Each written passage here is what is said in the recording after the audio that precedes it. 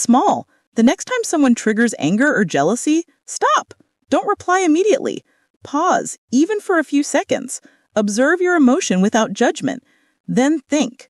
Ask, is this reaction mine or someone else's expectation? Am I solving the problem or feeding my ego? What's the long-term outcome of this choice? Finally, act deliberately. Speak only if it serves, move only if it's strategic, choose only what aligns with your highest self. Do this once, twice, daily, and soon it becomes instinctive. Even the smallest actions accumulate. Stop reacting to texts impulsively. Stop reacting to social media outrage. Stop reacting to peer pressure. Think before every decision, every response, every action. Act with clarity, purpose, and alignment.